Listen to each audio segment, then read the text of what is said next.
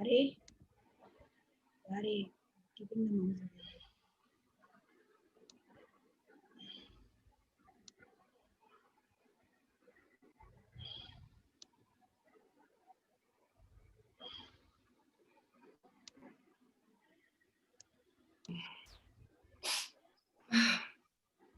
I just changed my workstation because the lighting was just not working. All right. No worries. So, Gurmeet, are we live? Hello, everybody. Thank you for taking time on a Saturday morning and coming. Madhura, you want to get started? Yes, Smita. So, as Smita rightly said, thank you everyone for coming in on a Saturday morning for the Posh session that we are hosting. Myself, Madhura from Indian Lawyers Association, and we are set out to be the largest organizations for Indian lawyers in India as well as abroad. So, currently we have about 45 chapters in India, and there is one in Germany as well. We work for the professional development of our members by way of conducting, hosting different sessions, events, conferences, giving mentoring platforms to young lawyers. Then we also are starting with our legal aid committee, which would help to provide legal assistance for those who need with very little or no cost. So we are proud to associate ourselves with Kelp HR for putting together this series, the Posh Foundation course. I request Smita, who is the moderator today, to begin the session. Thank you, Madhura, and thank you all of you for coming in. My name is Smita, as Madhura pointed out, and I am the CEO and co-founder of Kelp HR. I'm very, very glad to be hosting this foundation series on prevention of sexual harassment at workplace, which has been considered a big, big question mark by a lot of people. People get goosebumps, people are nervous, people are not sure what is their role and responsibility in this whole scheme of things. So we said, let us break it up. Let us break it up into small, small capsules of understanding this really better. We have huge population in India, and I feel entire corporate, SMEs, small organizations, mom and pop shops, everybody should know their rights and responsibilities. So today is a series where we are trying to understand that as an employer, when I'm conducting a sexual harassment awareness program, what is it that I need to understand or I need to share with my team members? So with me, I have some amazing people here. I have Vasudevan Vishwanathji. He is here with whole lot of experience. I have Jyoti Grover ji, who's here again from. So one important aspect here about Jyoti Grover is that she is part of LCC. That is another question mark that we always have, that what does LCC really do or what they should be doing. Okay, so I think we really have somebody whom we would want to talk to. And I have Punita here. She is somebody whom I have worked with for many years now, and she works in the space of spreading awareness. So all three of them do that, right? Vasudevan ji is major in retail industry. Jyoti Grover ji runs employee awareness program, and Punita also does that. So I said, let us all get all three of these senior folks and let us understand that how they can help us. As we know, if you look at the law says it is employer's responsibility or obligation to create awareness. Okay, and it is pretty silent after that. I keep getting questions like, should it be done annually? What should be explained to an employee? What should they know? Okay, so let's get started. So Vasudevanji, I'm coming to you first. If you could start with a little bit about yourself, and then what do you think about the essence of creating employee awareness? Yeah, thank you, Smita. Good morning, everyone. I'm proud to be associated with the Indian Lawyers Association on this session for raising awareness. There's a very right point. The employer has to, maybe I will say a bit about myself. So I am part of Unilever and Small Group India. I've been a general counsel and consultant and working for retail industry. I've been an internal committee member for 10 plus years. So my experience remains in prevention rather than redressal because I don't get into the thing. So I'm also part of a legal advisory firm, Ungender, based on Bangalore legal advisory firm. I'm part of the retail industry partnership. So now let me come to the subject. So the most important thing is the employer's responsibility to raise awareness, whether it is weekly, monthly, yearly. I would say, and I have been practicing that it's from day one. One for the existing set of employees, there should be a wide scale awareness program. It need not be on the floor. It can be virtual. It can be through their mobile handset. There could be small programs and sessions. Presentations can be pushed into their WhatsApp messages. I'm talking about existing people. And every establishment, in fact, there is a legal requirement for displaying all the laws, especially the post law posters. The posters are available.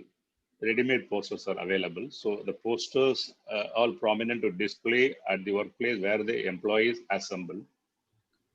And for the new employees, it should be part of the joining kit. As a person joins, he goes through a lot of induction, business, HR, company. Why not posh? It should be part of that. They should be signing off a posh policy and they should be inducted with little example questions actually. I think that could resolve most of the problems for at least for the organized industry. For unorganized industry, we'll have to talk separately. I think we'll deal with it later.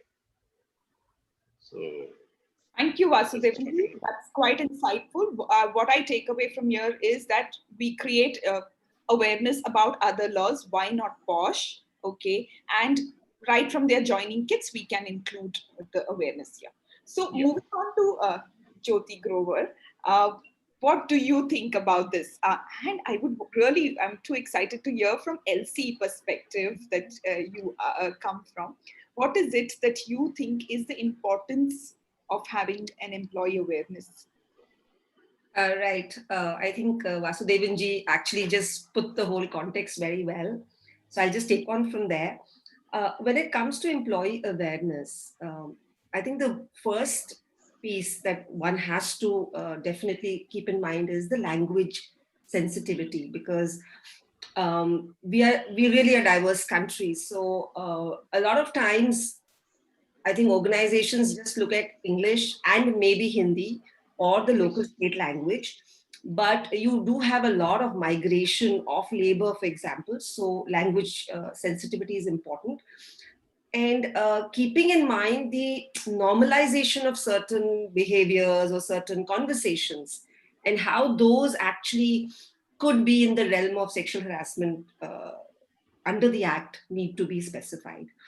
The other piece, which I think from an LC perspective becomes really important, is they really need to know where to go and who's the appellate authority, because we get a lot of cases which ideally should be handled at an IC level.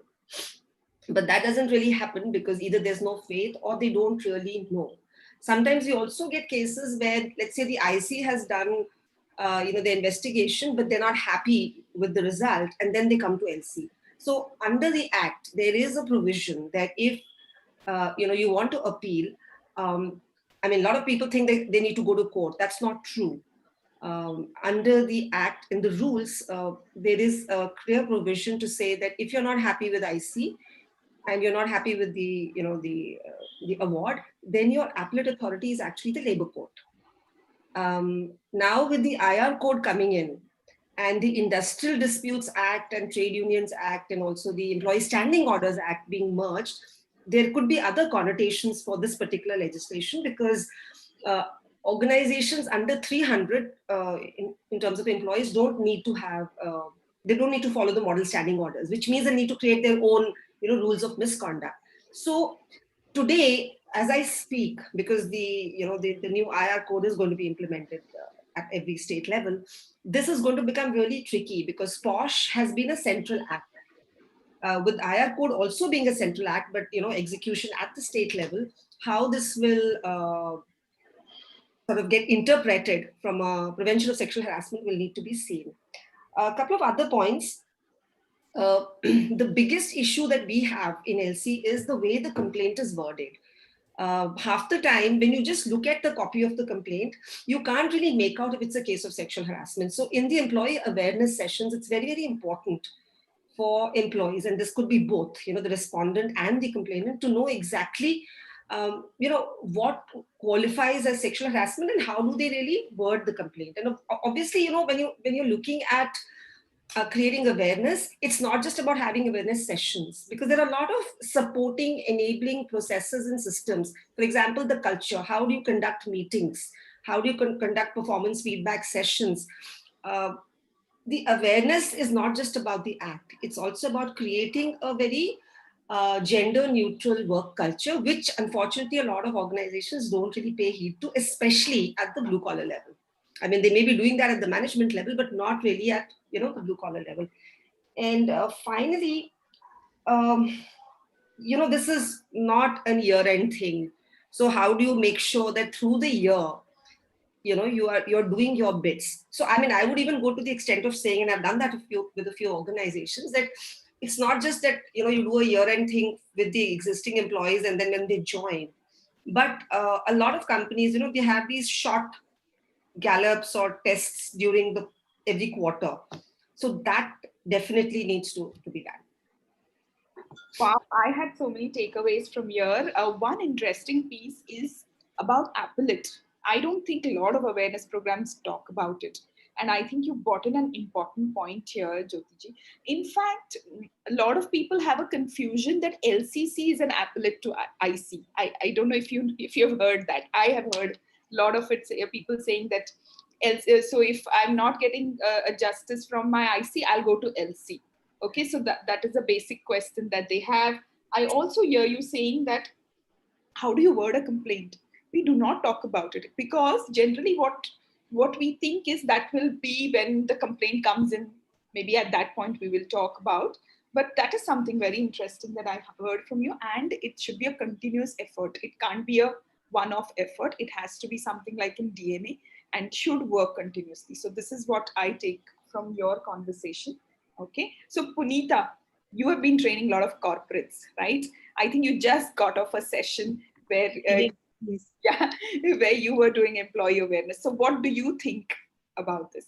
So I will add to what Mr. Vasudevan and Jyoti Naim said just now, right? I mean, the entire gamut is covered, but the little bit intricacy which I see on the floor when I am doing this training as an external onto corporates is there are two different buckets that gets formed in terms of creating awareness, implementing awareness, and also implementing the act per se. It is one bucket is where it is the management and the set of people who are the implementers of the law, and the second bucket is the employees and that kind of a category. What I feel is there should not be such discrimination, like what Jyoti ma'am said, right?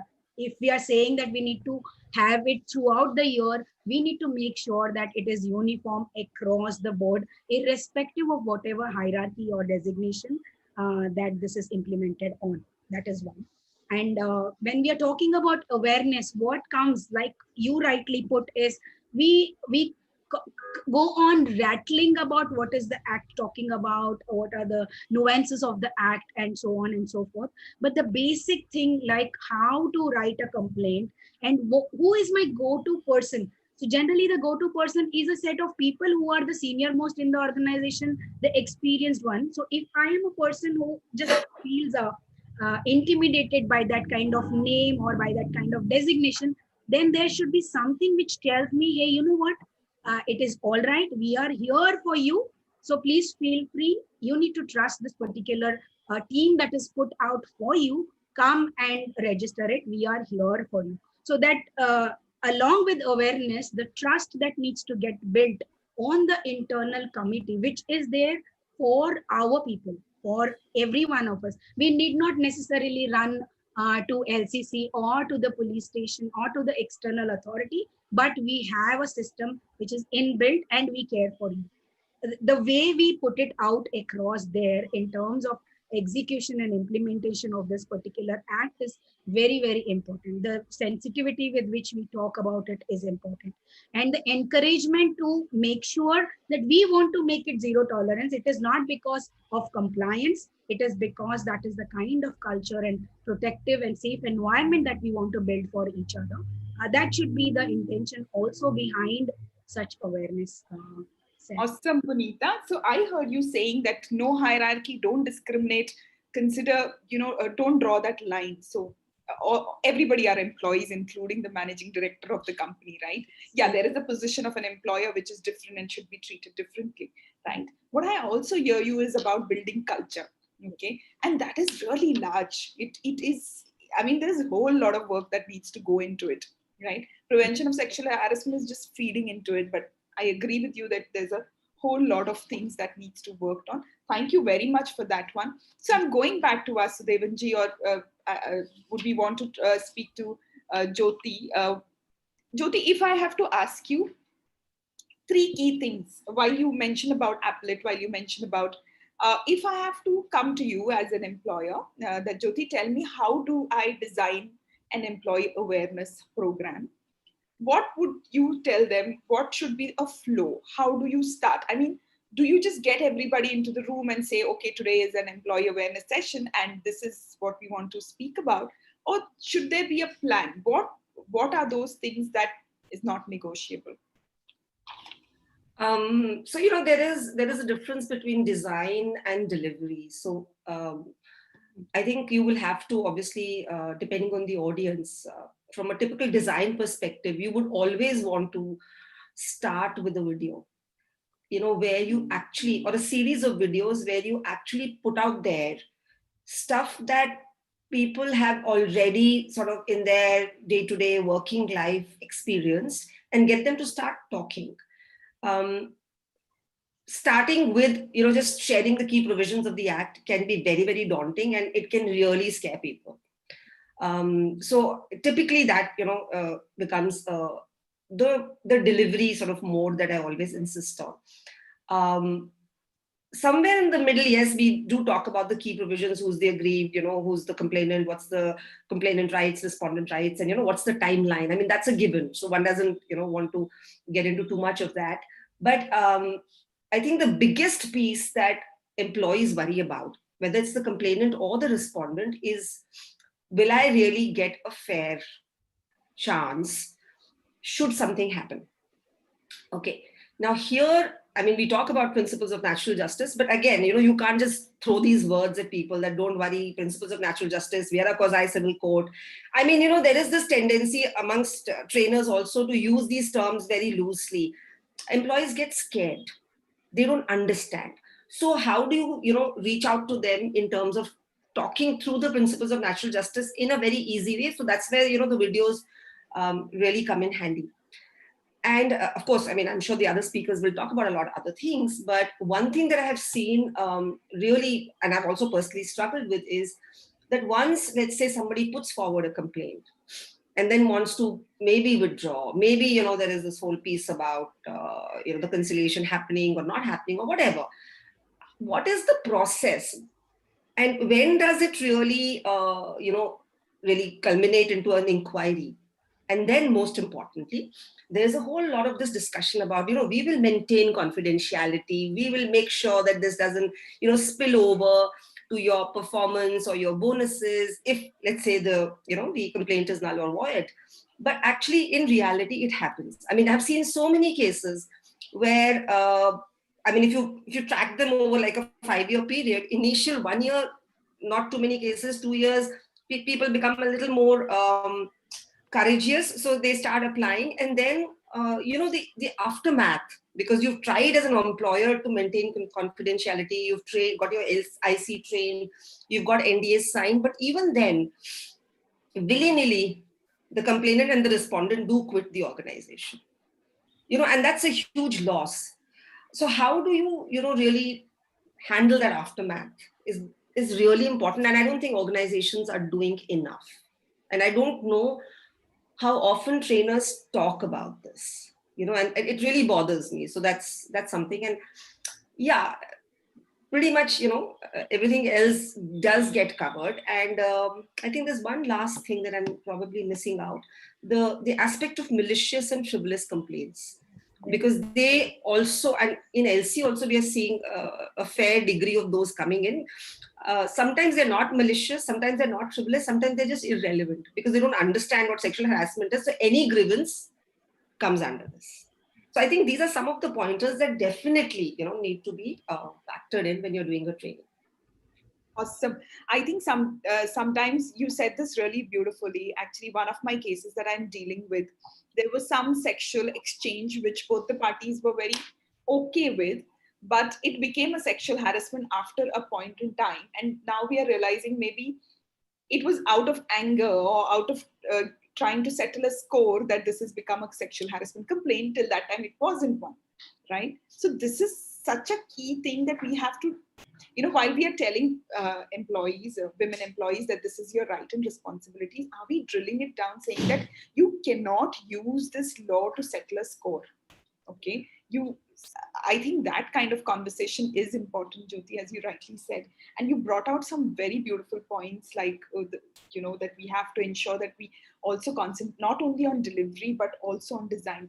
Not only design but also delivery that we are concentrating on, and giving a fair chance process. What happens? Does it go to a black hole? And I don't know. Then tariq pe tariq happens, or what?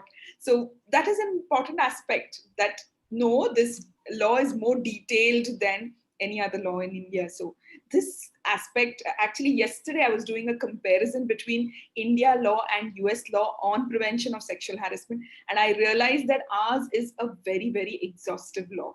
Nowhere it is mentioned. So a lot of times we say, oh, we are so backdated, but I thought it was a brilliant news for me when I was doing this, that ours is the most exhaustive law. So going back to Vasudevanji, what do you think, if when you are delivering a class, which are those aspects that you would want to concentrate on?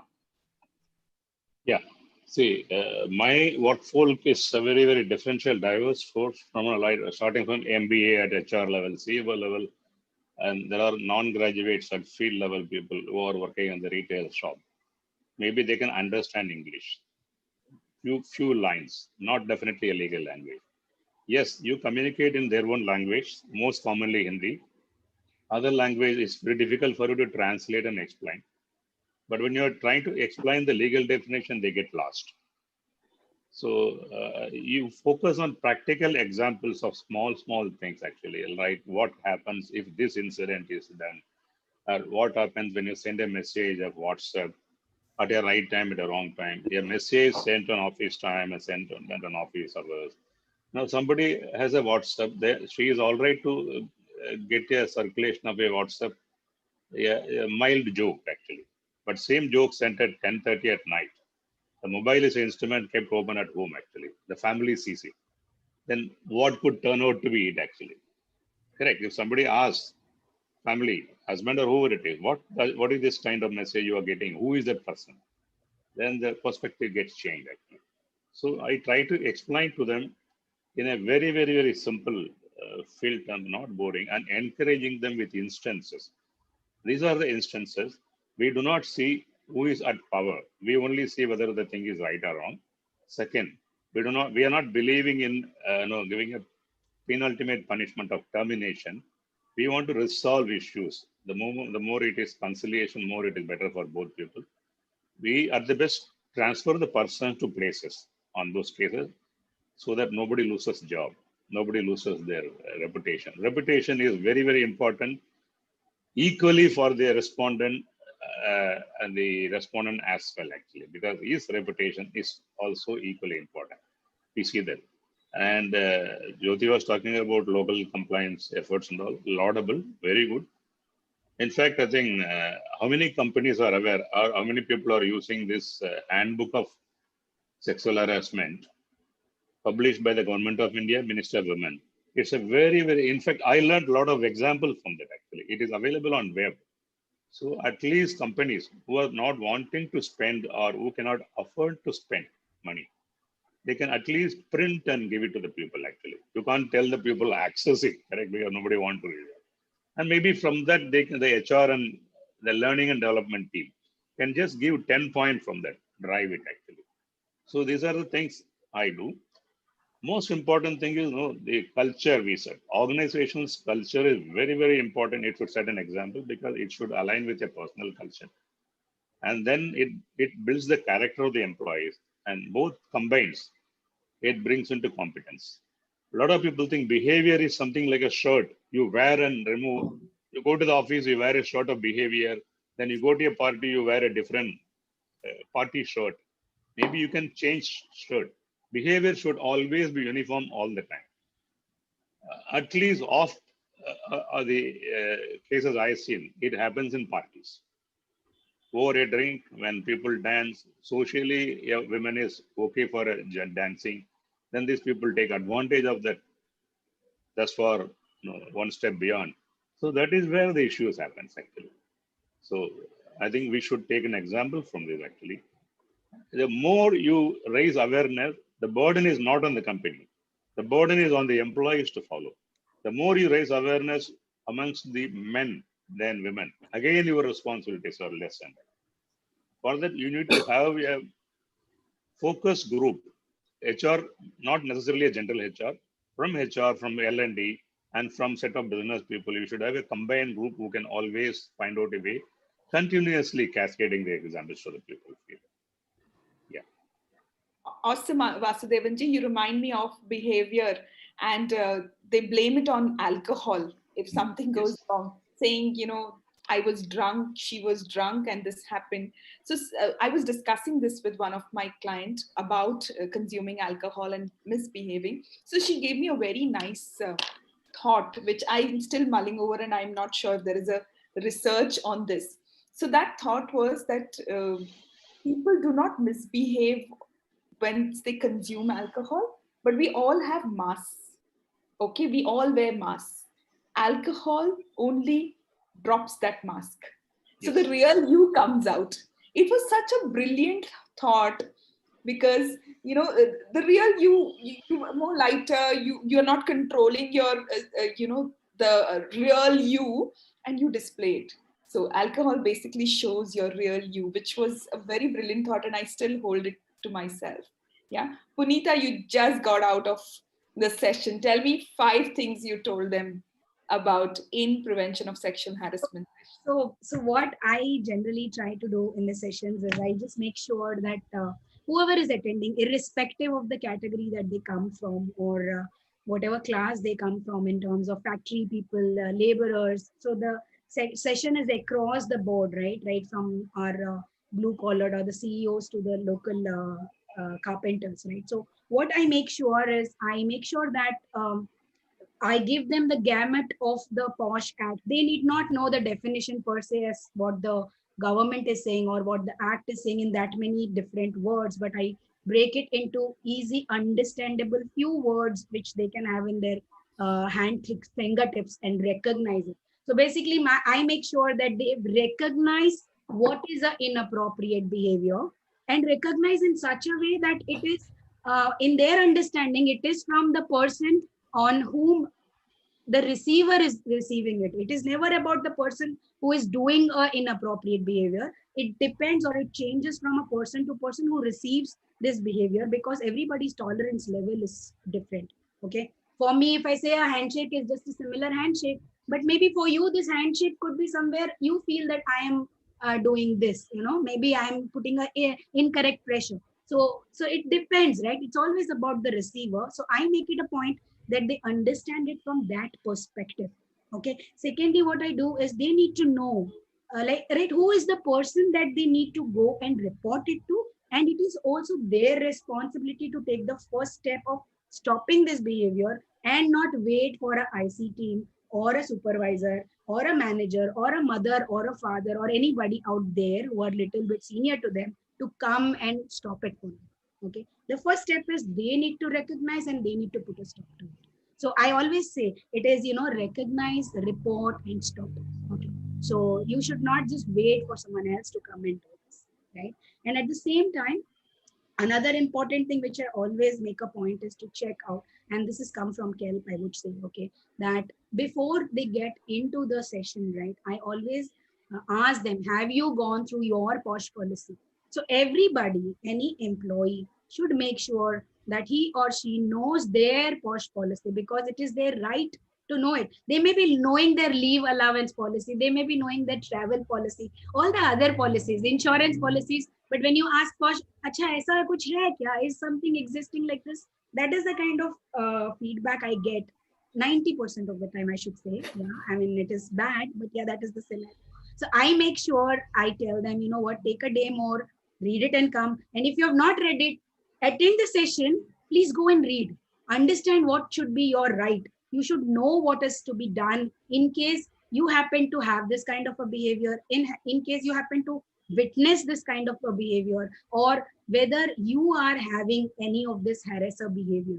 This is very important, right? Everybody needs to check on themselves, and it's a beautiful exercise which Kelp does as a reflection behavior of on a person, right? So, and I am a big fan of that particular behavior, which I give them as a homework. So it's beautiful. So I try to do all of this, and always like Jyoti ma'am and so said, right? What important factor is, we tell them about sexual harassment, so people take whatever they take, and then there will be a workplace harassment behavior, and then they will term it as a sexual harassment behavior, right? So it is important that your training covers that as well, as to what is workplace discrimination, gender discrimination, and workplace harassment vis-a-vis what is sexual harassment. It is important aspect to cover that.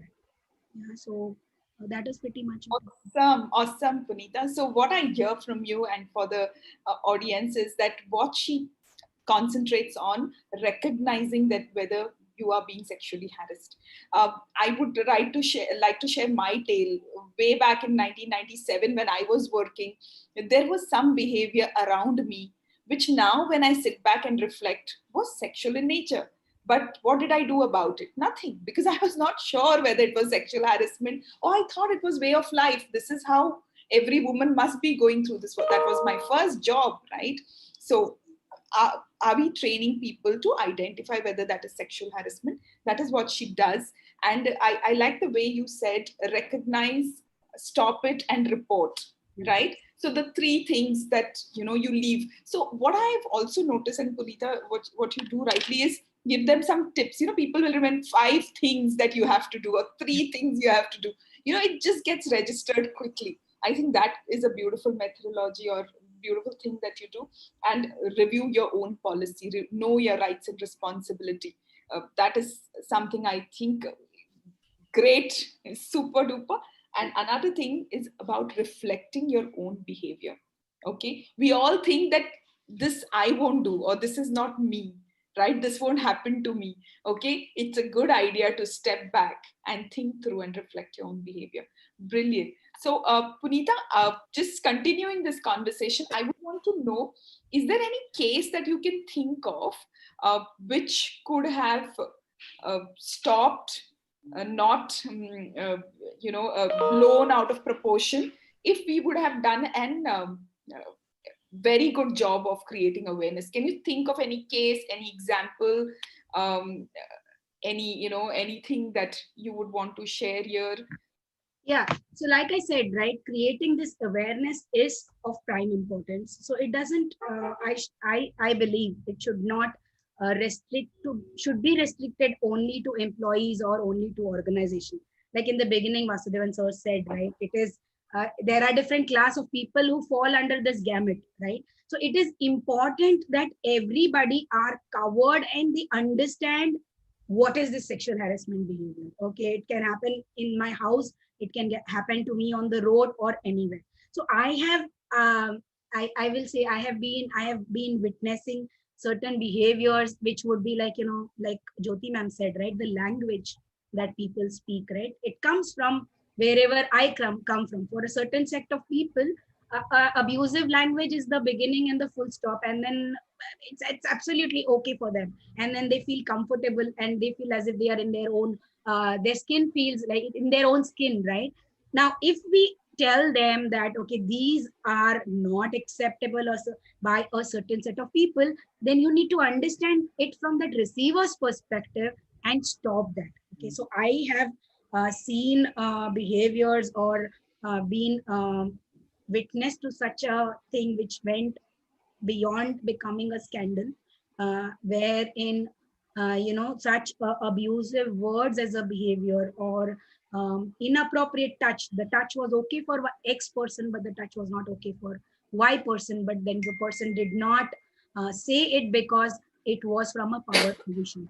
Okay, so that is very important. So when any sort of behavior comes to you from a power position, the other person who is receiving it becomes is unable to even do anything about it, right? So yeah, had it been told before, or had the person been made more aware, I guess they would not have undergone so much of trauma in their life, and we could have possibly stopped it much earlier. So like I said, it need not be there at corporate. Okay, it should begin from home. The right kind of behavior that you should have should start from home. It need not be that a corporate is, you go to corporate, you go to work, or you go to college and there is a IC who will come and teach you. Okay, the parents at home or everybody associated with you in and around should be able to tell you to identify and recognize the right behavior or a wrong behavior. And I applaud the current education system where even a kindergarten child is being educated on what is a inappropriate, a good touch or a bad touch, and they have been told, right? Otherwise, I would say, like Smita, right, in our school days, it was never done. It was a taboo to talk on this subject, right? But nowadays we are doing better, but I feel that we still need to do more better. Thank you. So you strongly feel that creating awareness could reduce the mental trauma a person would have otherwise borne. So I kind of, without naming it, I think you took us through one case that you must have dealt with, where there was an intervention required much earlier, and or if that person knew their own rights and responsibilities, that person wouldn't have gone through it, right? And absolutely, as you said, dining table conversation, open conversations are important to change the way we all think. Our mindset needs to open up. Okay, so we should have these open conversations going forward. Yeah. Thank you so much. So coming back to Jyoti ji, what do you think? Do you remember of any specific case you think, I wish there was something more? I generally sit back after every case and think how this could have been avoided. So that is what is impending me to ask all of you, that are there any specific case you think that could have avoided, or we should be doing some work in this kind of a space to not have sexual harassment cases coming up? Awareness can make that difference. Yes. So actually, there are just so many cases, but I'm just going to talk about a recent one. Just to give you a little bit of the background. So here, this is a company in the travel and tourism space, and the complainant is a young person, about 28 to 30 years old, and she joins this company. It's like a startup. She joined the company and doing really well. The company is founded by these three brothers, and one is the CEO, one sits in the US, and the third one is like a non-acting director.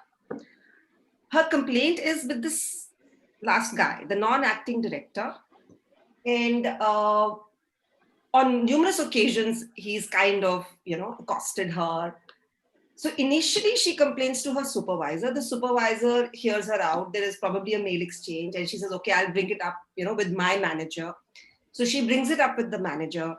The manager goes to the HR head. The HR head kind of tells the manager, does not really, talk directly to the complainant. And all of this is not a formal complaint. It's just that point is when, the murmurs are beginning to happen. She's uncomfortable. She's also talking about, okay, I think I should resign because, that guy is the CEO's brother. So there's only that much that the company will do. Now, the company does not have an IC. Like I said, it's a startup, 30, 40 people in place at that point in time. So, the expectation is, for example, the supervisor, the manager, the HR head perhaps to get together and, do some stuff. What does the HR head do? Through mails or through conversations, he's just letting the complainant know, don't worry, I will take care. Now that don't worry, I will take care is just a verbal assurance, not directly coming to the complainant. He may or may not have spoken to the CEO. He may or may not have spoken to the accused. He says he did. Okay. Now all of this is going on, and there is a couple of weeks of no action. Also, fortunately, the person is not really, again, being as much of a harasser. So things are pretty much under control. And then again, it begins. This time around, the complainant sends a formal complaint. Now, here was the time where the HR head should have actually stepped in and probably done a lot of things. Maybe first talk to the complainant, set up the IC, made sure that, the matter was taken. And this is where I think the power play also comes in, because people think it's, because there has not been a very extensive case of inappropriate touch. There have just been suggestions and, a simile of like quid pro quo that, you should spend time with me and I can really help you grow and you're doing very well. So those kind of conversation is beginning to happen. The girl is still uncomfortable, but nobody is really taking charge. Eventually, on like one of the big trigger points, she actually finally sends a formal mail to the CEO. What does he do? Chances are that even he didn't know the consequences of what he did, because he just throws away the complaint, terminates people on the ground. The company is a mess right now. They were into their Series A funding. They haven't probably got that. The business was actually until December of last year doing really well. And then it's kind of just fallen flat. What for? Just because the HR head, the CEO, and the so-called, and I know that in this case, the CEO can't get away with saying the HR head didn't form the IC, the HR head didn't create the policy, so what can I do? Because as an employer, he has to make sure, especially, and this is a message mostly for startups, because we have a lot of these people with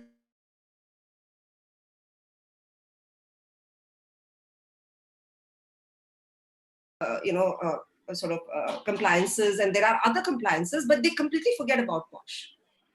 And when they do come across something like this, it's really not there. And I'm like really, really shocked, because one tried so hard. Now, by the time that, and then what happened in this particular case is the legal team got involved. Under Posh, when proceedings are happening, we don't allow the lawyers, but if you look at the tenor of the way the complaint was written, the way the respondent, started sort of doing, in fact, points that we haven't spoken about, stuff like, evidence, stuff like witnesses, the kind of, crazy stuff we had to go through, because the evidences were all tampered. The witnesses, 80% of them were hearsay witnesses. So how do you really, and the whole company got involved. All the employees got involved. So many people lost their jobs. It was really sad. Now, all this could have been avoided if the HR head and the CEO had been a little sensible and mature about the whole thing. Absolutely. So yes, even for startups, people say, oh, I hear this a lot saying, okay, us as a small company, we just don't want too many things to do with. We don't want to put that seed in people's mind saying sexual harassment, there is a law for sexual harassment. We have to do this policy. All right. So no, we have loads of examples. If you look at the helka.com is almost on the similar lines that the story that Jyoti ji just narrated, right? So I keep saying this to all we meet, that getting sexual harassment complaint is okay. Pushing it under the carpet is not okay. Not acting on it is not okay. Okay, and please create awareness. So I get a lot of pushback saying it is like a can of worms. We are sitting on ticking bomb because we created awareness. No, it's a myth. It's a myth. That means, yes, there will be some things coming up, but then it will clean up your system. please go ahead and create awareness. Thank you for that story, Jyoti ji. Vasudevan ji, any story that or case that you can think of? Yeah, I can think of a case where it is a giant retail industry. In fact, they have an excellent setup at their central. The regional committees usually are namesake setup. There's a trivial complaint. A store like manager level person is trying to have a quid pro quo with a person, a merchandiser who is often asking for leave or permission, etc. So he was trying to ill-treat her and misbehave with her, sort of sexual harassment. The moment she raised it and put a complaint, the store thought, all right, she's a temporary employee, so why to take the hassles? Terminate her. And then it starts. When she has made a complaint, and the local committee is also met her, but they're saying, no, nothing is proved. So therefore, we're terminating. And there was some counter complaint on her, pilfery, you took something from the store, etc. etc. It went through the whole TV for 15 days. And the local, the Kannada versus non-Kannada issues happened here and all this thing, reputation. People at top level, from including myself, has to intervene, get into that set, initially set a confidence in her actually. And finally it was resolved.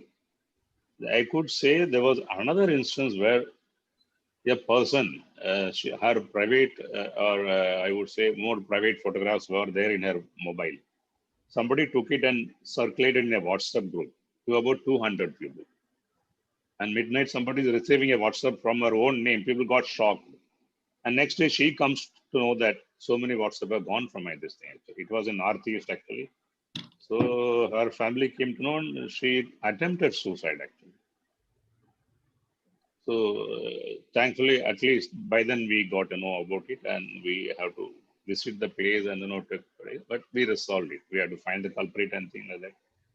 See, there have been instances where one, either it is not treated properly, or there is a over treatment. Actually, there's sometimes knee-jerk reactions, they don't give the opportunity to the respondent as well. Respondent also should have equal opportunity, unless it deserves the nature of the complaint, grievous. There should not be a penal punishment of termination.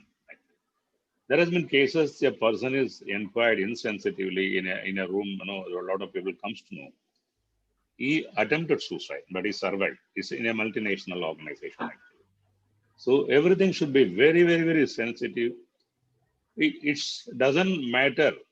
The line manager comes to know, the HR people. It is not something, normal flow of system where everybody should know what's happening. If it comes to the committee has to simply say there is a complaint, we are looking into that.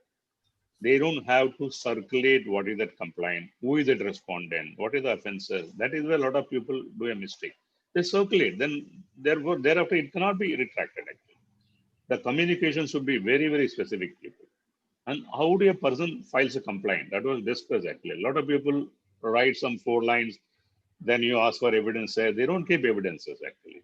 So I think organizations should have a template. Template doesn't mean, it should be a government-like forms, form borrower. That should not happen actually. It should be a very flexi template. Somebody helps them. On this format, you try to put. If you don't have anything, fine. As far as possible, put this in this format. And internally, you, for your reference, note down who all knows about it, whatever witness and all these things. Keep things ready so that you don't lose it. So that should help actually. There should be a flexi template. And again, I'm reiterating that the POSH should be part of joining, not thereafter. Thereafter, it should be reiteration. Joining kit, of course, joining kit is 100 pages. Everybody signs and forgets. I myself ask people, 90% people ask, what is POSH? Yeah, I signed some forms actually. There were some 10 pages in that. So they exactly sign. I tell them, if a performance is not good, maybe the company can give an option to you. Your terms of salary and all negotiable, but there is non-negotiable contract for you. It's POSH.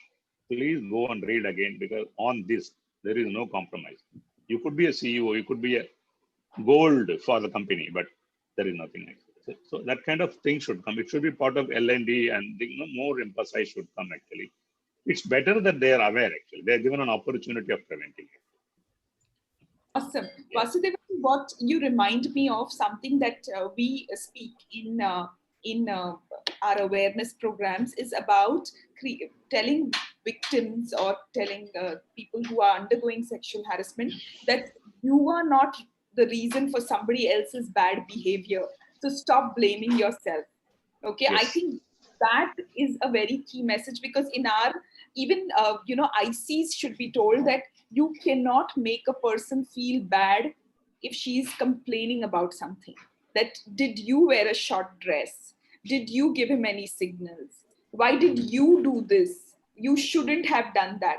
These are not a great set of questions, and we have to also keep talking about it in our employee awareness program, saying that as a victim, do not blame yourself. Please stop doing that. Do not cross question your behavior, because you were not wrong. Somebody else was wrong, and you cannot be um, blamed for that behavior. So that is one thing that I hear from you. I would want to share my experience also, that when we discuss about awareness, I realize that a lot of people who are bordering to sexual harassment, the harassers, also get a fair warning to back off.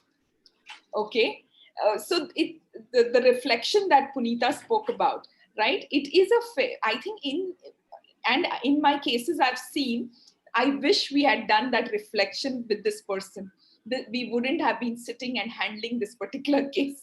This wouldn't have come to this stage, right? So these are some things that I have experienced. So now I would like to just quickly go we are almost at the end of the session, but I would want to understand the current situation of work from home.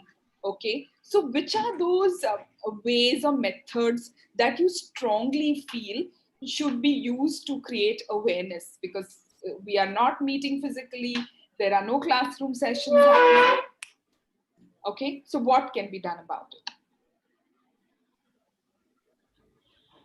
Anybody? I mean, Yeah.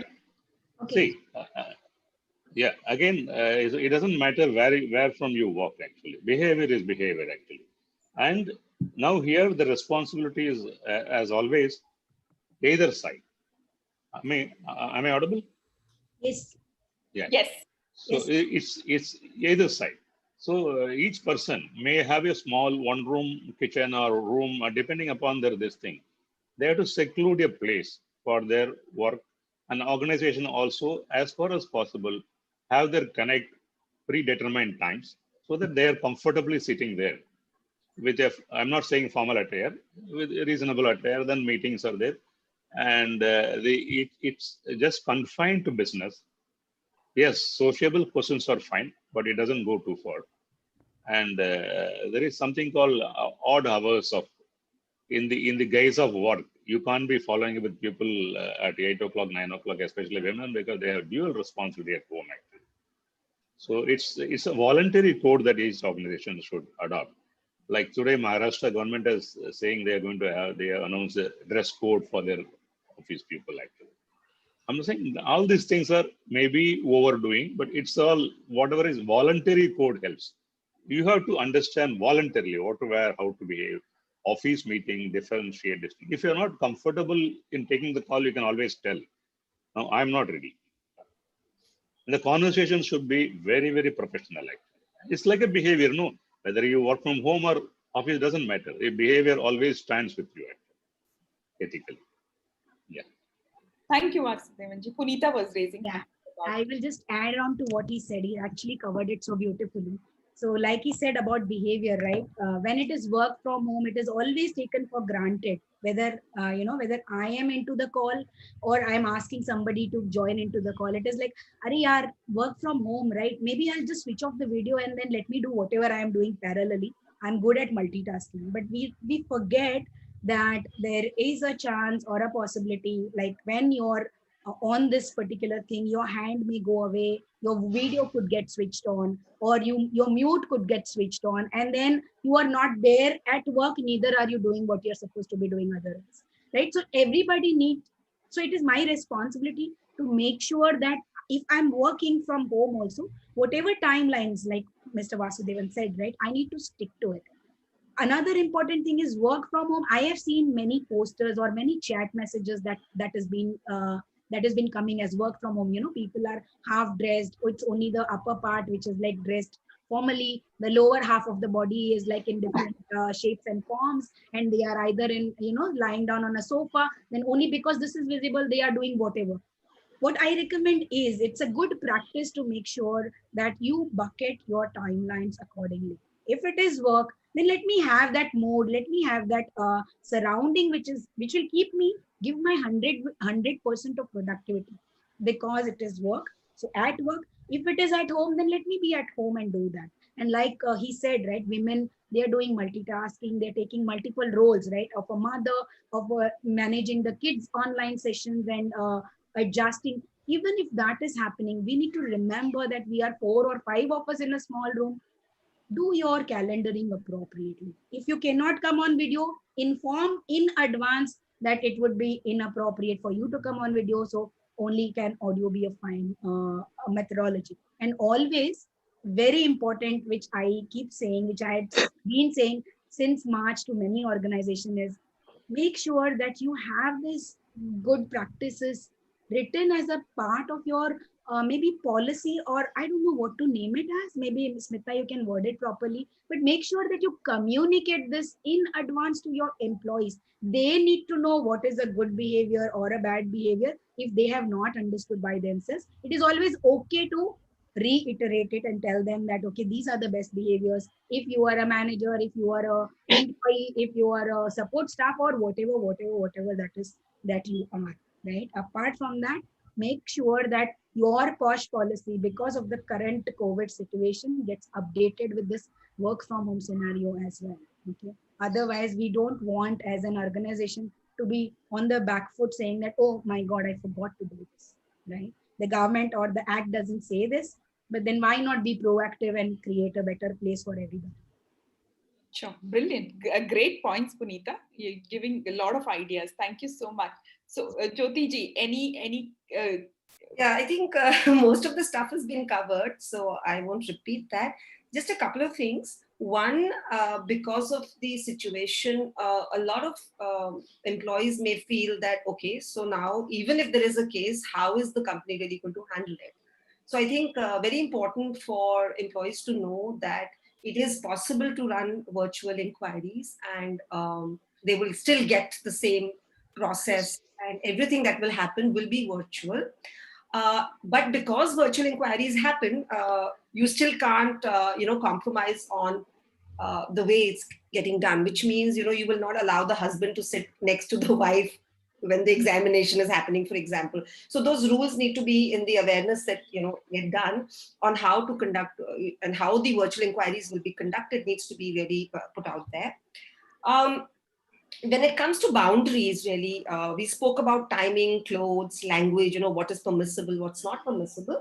But I think something which I'm finding a lot of my clients do, and I think it's working very well, is to start the culture of, really asking out there, especially if these are odd timings, can we have a meeting, let's say at 10 p.m. tonight? Now, the moment you put the can we, it's like seeking permission. So even for the lady employee, it doesn't come across as a diktat that, oh, my manager is saying that he needs to have a con call at 10, So I think those are some of the subtle changes that I see employers making. One last point, which I think is very, very important. Thanks to COVID, I think there is a lot of, cases where cases of domestic abuse and cases of depression have been reported. And willy-nilly, the managers are becoming, quack counselors. And they are reaching out to their employees and they're trying to sort of support them. The intention is fine. But at what stage will the intention convert into, a seeming case of, getting too close to the private space? Very, very difficult to say. So there have been a couple of cases that I have, personally gotten involved in, where the managers actually were genuinely trying to help, but it became a very complicated process. Yeah. So this So you have to bang be careful about. Thank Yeah. bang on. That is exactly what I remember speaking yesterday in one of our conversations. That please check in. So as a manager, you have to be empathetic. You know, empathy is the key in current situation. Be empathetic, but do not be interfering. Okay, and please check on body language. Okay, check on the tone of the person. If the person is uncomfortable, take it as a cue.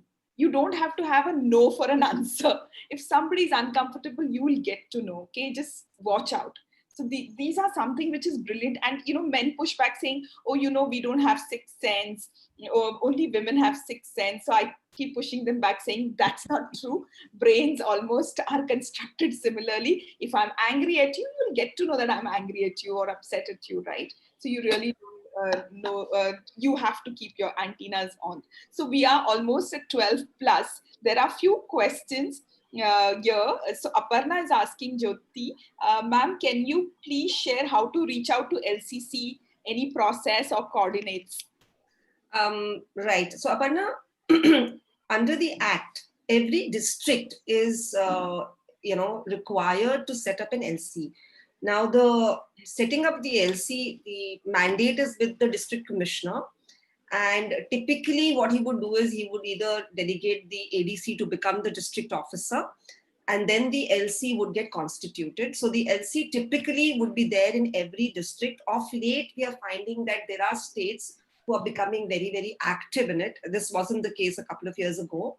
I come from the the Gurugram district, and at least in the NCR region, I know that there are a lot of LCs now. So if you were to, the first thing you need to do is to identify where and which district, depending on whichever state you're in, which district does your organization lie. Always a good idea to go across and meet the district officer.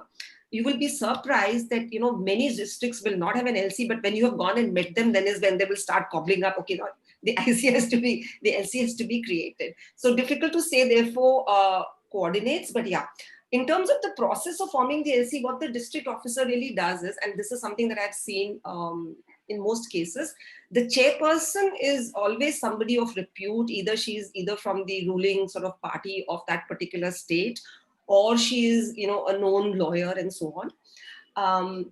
Then there are two other members. Typically, they come from a background of working in women, sort of on women causes. It's always good to have somebody with a legal background. And I think the best LC that I have seen is somebody with a civil law background and somebody with a criminal background. The idea here is not to overawe. It's just that what happens, especially where LC is concerned, not so much maybe for IC, we have to be very careful in the way we do our orders, because a lot of cases eventually end up going to High Court. And as you know, the courts don't really have the powers to reopen a case. But yes, most cases that go are to do with violation of process. So that is why we have to be very careful that whatever orders are passed and whatever investigation happens is done as per process, so the cases don't unnecessarily go to High Court, which is not good for anyone, either for the government or for the parties. So that's what we need to be careful about. So, and then there's always an ex officio member, again from the bureaucracy, and then there is somebody representing the underprivileged or the backward classes. So typically any LC will have 5 members, 1 chairperson and 4 other members. The quorum as an IC is always 3, and honestly the ex officio members, just by name, they don't really participate too much. And yeah, so it's really, that's how it works. Thank you for that. Beena is saying dual relationship at work must be avoided. Beena, can you? I didn't get the question. Did any of y'all get the question? Dual relationship. I'm not sure what does that mean. I think she's just agreeing to some of the conversations we were having. That's right. That's right, Jyotiji. I just agreed with you when you said that, nowadays this domestic violence is happening and people are noticing, and then, they're turning into counselors. Yes. So that's what I was highlighting, that it is happening, even everywhere actually, in colleges, schools. The teachers are getting into the personal lives of the students, and not realizing how, it's going to affect them in their, teacher-student relationship, or employee or employer relationship. So that's what I just No, agreed with what in you fact, I said. just want to add here, Veena, because you talked about student teachers, because I'm also very, very active in the POXO space. And so, where children are concerned, especially high school children, because they're going through this in a very crazy way. So they are resorting a lot to social media, Insta and, Bumble and so on. And what they're not realizing is that under POXO, they could actually, with the kind of nonsense that's going on, even where teachers are concerned, they could actually be charged under POXO. And things could get really ugly. Okay. Thanks for that information. Okay. Smita is saying, my namesake, I missed the part where Jyoti ji was talking about appellate authority and changes in the new law. So I'll just re-clarify. IC is the go-to place for all employees, where the aggrieved is maybe a colleague. And I think the big question here that happens is that at what stage does LC get involved? At what stage does police get involved? When do you go to court? Now, if you look at the law, anything which is happening as a case of sexual harassment um, is when it goes to the IC, it's only those cases which typically would qualify under the Act, and those are typically in the nature of a civil case. So where there are cases of stalking, kidnapping, and stuff like that, better authority to go to would be go file an FIR and then proceed as per the normal process of it. The LC will come to play only when the case is against an employer. And more often than not, as LC, I think we spend a lot of time trying to establish that what is our jurisdiction to take up the case. Is the case really against the employer?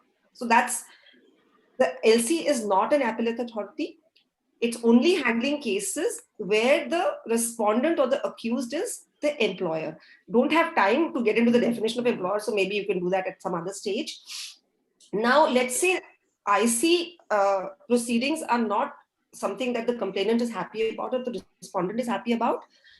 The appellate authority in this case is twofold. You could either go and appeal and go to the to the trial court or the summary court, whatever. Actually, going to the labor court is better. Now, there are a lot of case judgments where proceedings of the IC have been questioned, and in a lot of states, TCS, I think one case that I remember, this was last year. So the employee has gone to the labor court. The labor court has in fact taken very good response to it. Unfortunately, many labor courts don't know about their own authority.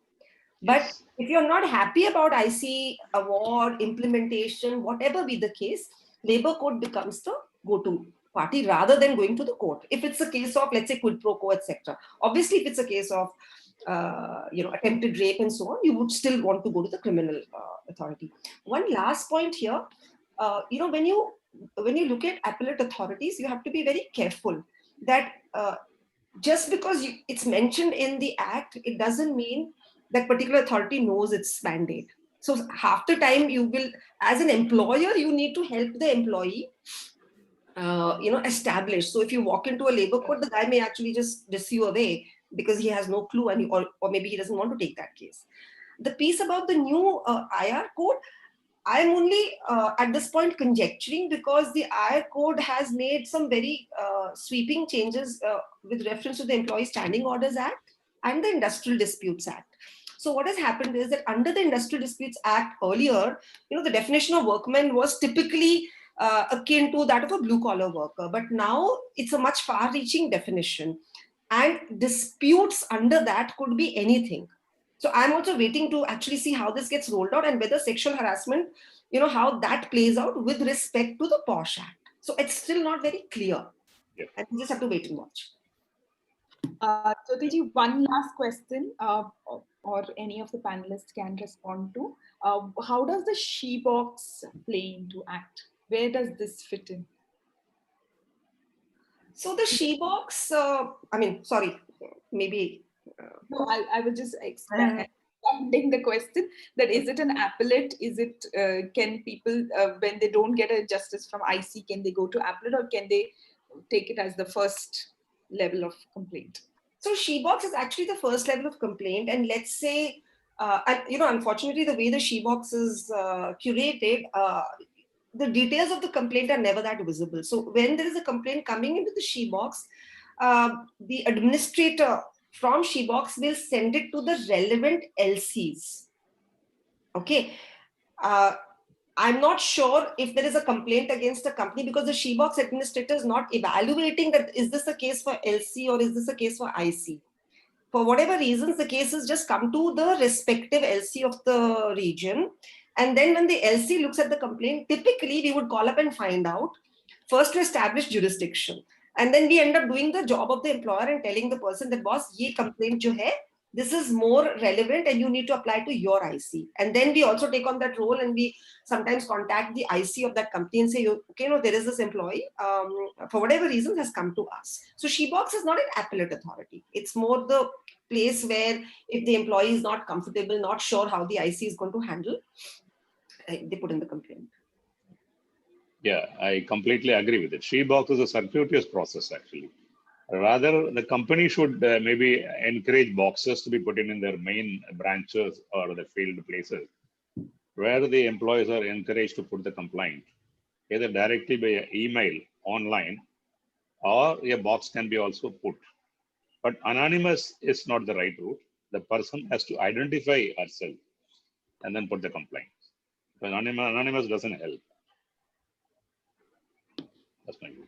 All right. So I think that if anybody else has any questions, they can send it to us and we'll try and respond to it separately. We've come to the end of the hour. I had some awesome learnings. Thank you very much for your time today, all of you. Punita, Jyoti, Vasudevanji, thank you very, very much. And thank you very much all the participants for joining in and listening in and asking some brilliant questions. Okay. Madurai, would you want to close the session? Yes, Smita. What a wonderful learning on this Saturday. And Smita, as usual, I would like to congratulate you for a fantastic moderation. And to all our participants, so ILA has a POSH committee recently announced. Any one of us who would like to contribute by way of writing articles, blogs, or helping us create some videos. So we have a pan-India presence, and the outreach also is quite huge. So it's great to have some informative and useful interactions at this level. So if anyone is interested, please feel free to reach out to us. I'll also send a separate email related to this. And that's all for the day. Thank you so much. Have a great weekend. Thank you. Thank you to ILA and to Smita. Yeah, thank you very much for inviting. It was a great informative session. Yeah, thanks, Atan. Thanks for the opportunity, because sharing is caring. We always believe in sharing. We learn more in a practical sharing. Thank you all. Excellent. Thank you.